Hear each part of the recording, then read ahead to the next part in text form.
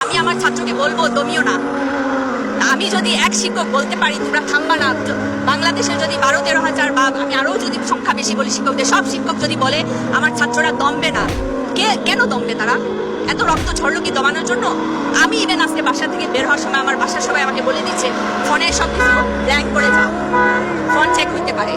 আমার বাসার মানুষরা আজকে ভয়ে আতঙ্কিত যে আমি বের হয়ে আসি। আমি নিজেও সেই ফিল করছি না। আমি অনেকবার এখান থেকে সিএনজি দিয়ে মানে বারবার আসা যাওয়া করেছি। পুলিশ আমার সিএনজিটাকে বারবার ফলো করছে, আমি গেটে ঢোকার সাহস পাচ্ছি না।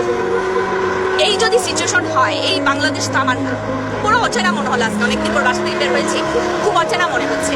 সব মানুষগুলা মুখের দিকে আসলে তাকাতে পারছি না।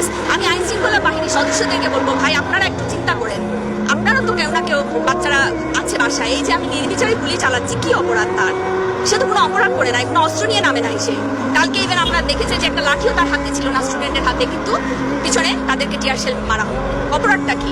আমি এটা মানে সবার কাছে প্রশ্ন রাখতে চাই। আইন শৃঙ্খলা বাহিনী সব আমি যদি তাদেরকে ভাই বলেও সম্বোধন করি অসুবিধা নাই, কিন্তু তারা তো আমাদেরও ছাত্র, কেউ না কেউ তো আমাদেরও ছাত্র। তারাও এই বিশ্ববিদ্যালয়ে ভর্তি বেরিয়েছে। ভাই আপনারা একটাবার আপনাদের বিবেককে প্রশ্ন করেন যে আমি কতটা মায়ের মুখ খালি করবো।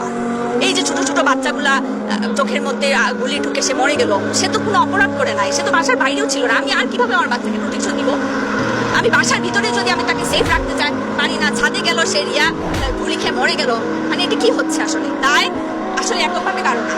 আমার মনে হচ্ছে আমার যারা স্বাধীনতার যে ডেফিনেশনটা তৈরি হয়েছে দীর্ঘদিন, আমি যেটা শিখে এসেছি, আমার ছাত্রদের শিখেছি, মনে হচ্ছে নতুন একটা ডেফিনেশন তৈরি করতে হবে। স্বাধীনতা নামক কলঙ্কের মধ্যে আছি আমরা। এবং সে আমি আবারও বলছি যে আইয়ুব খান কি করেছিল, তার ক্ষমতাটাকে লিগালাইজ করার জন্য সে বেসিক ডেমোক্রেসি তৈরি করেছিল, যে আমরা বেসিক ডেমোক্রেসি দিয়ে আমাদের দেশকে মানে মানুষের সমর্থন সে পাবে। মনে হচ্ছে এরকম কোনো একটা কিছু একটা হচ্ছে, যেখানে আমি চোখে ধোঁয়াশা মানে আইওয়াশ করা যেটাকে বলে, যে জনগণকে আমি বোঝানোর চেষ্টা করছি আমি বৈধ এবং আমি যা করছি দেশের ভালোর জন্য, এবং আমি যে কথা বলবো সেটাই কিতাব হয়ে যাবে। আমার কথাটাকে কেউ তুমি প্রোটেস্ট করতে পারবা না, তুমি ইভেন তোমার অপিনিয়ন দিতে পারবা না। তো কিসের স্বাধীন দেশের নাগরিক আমরা? এটা তো কোনো স্বাধীনতা না। আমি ঘর থেকে বের হইতে পারছি না, আমার বাসার মানুষজন টেনশন করতেছে, আমার দৈনন্দিন প্রয়োজন আমি শেষ করতে পারছি না বাসা থেকে বের হয়ে। আমি মনে করি না আমি কোনো স্বাধীন দেশের নাগরিক। এখন আমি একসময় গর্ব করে বলতাম যে 25 লাখ শহীদের বিনিময়ে আমার দেশ স্বাধীন হয়েছে। এখন আমার মাঝে মধ্যে ঘৃণা লাগে যে আমি দেশ